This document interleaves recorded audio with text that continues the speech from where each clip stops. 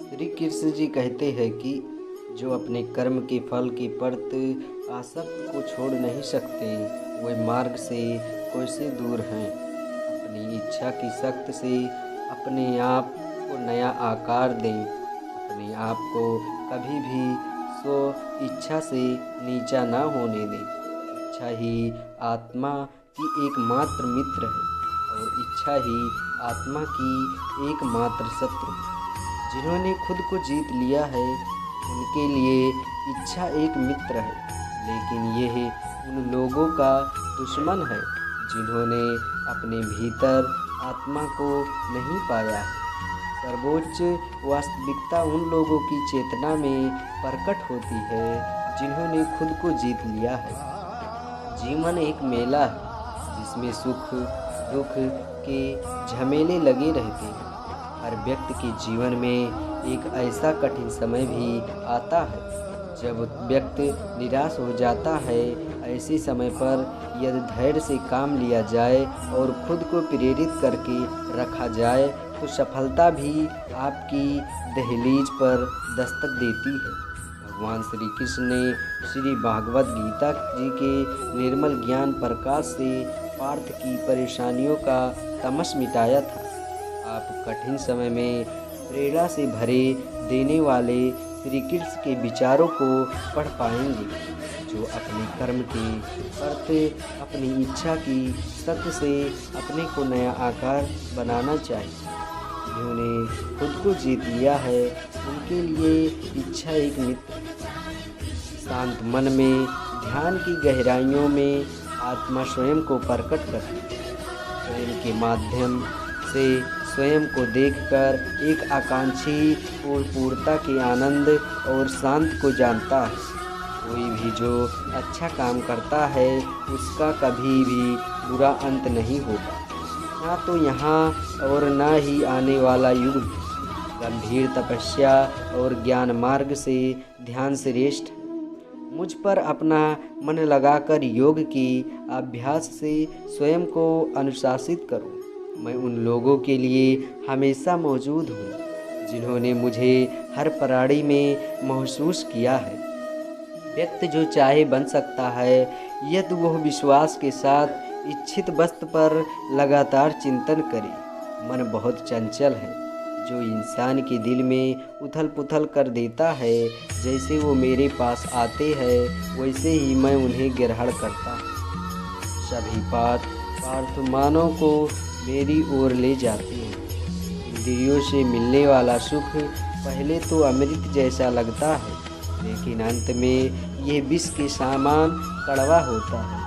जब ध्यान में महारत हासिल हो जाती है तो मन हवा रहित स्थान में दीपक की लौ की तरह अडिग रहता है। हे अर्जुन, तीनों लोकों में मेरे पाने के लिए कुछ भी नहीं और ना ही कुछ ऐसा है जो मेरे पास नहीं है।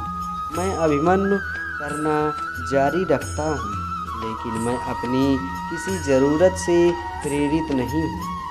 कर्म मुझ पर इसलिए नहीं टिकते क्योंकि मैं उनके परिणामों से जुड़ा नहीं हूँ। जो लोग इसे समझते हैं और इसका अभ्यास करते हैं वे स्वतंत्रता में भी रहते हैं। ज्ञान की भेंट किसी भी भौतिक भेंट से बेहतर है, क्योंकि सब कामों का लक्ष्य आत्मिक बुद्धि। जैसे आग की गर्मी लड़की को राख कर देती है, वैसे ही ज्ञान की आग सभी कर्मों को भस्म कर देती है। अपना काम हमेशा दूसरों के कल्याण को ध्यान में रखकर करें। अप्राकृतिक कर्म बहुत तनाव पैदा करता है। हर व्यक्ति का विश्वास उसकी प्रकृति के अनुसार होता है। मैं उन्हें ज्ञान देता हूँ जो सदा मुझसे जुड़े रहते हैं और जो मुझसे प्रेम करते हैं।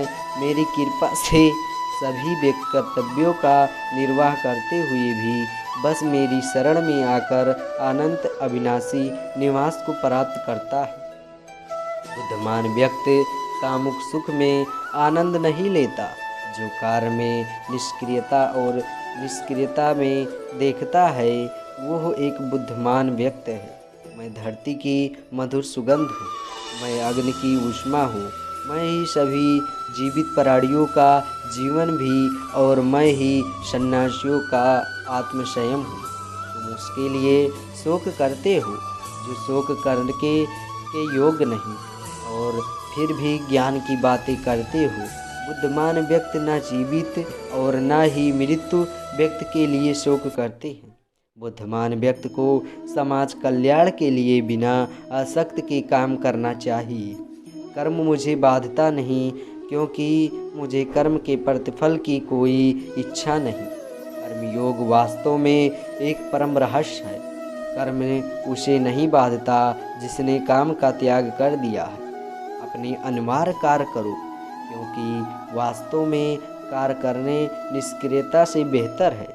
आत्मज्ञान की तलवार से काटकर अपने हृदय से अज्ञान से संदेह को अलग करके अनुशासित बनो। मनुष्य अपने विश्वास से निर्मित होता है। जैसा वो विश्वास करता है वैसा वो बन जाता है। इस जीवन में मनुष्य ना तो कुछ खोता है और ना ही कुछ व्यर्थ होता है। मन अशांत है और उसे नियंत्रित करना कठिन है, लेकिन अभ्यास से इसे बस में किया जा सकता है। केवल मन ही किसी का मित्र और शत्रु होता है।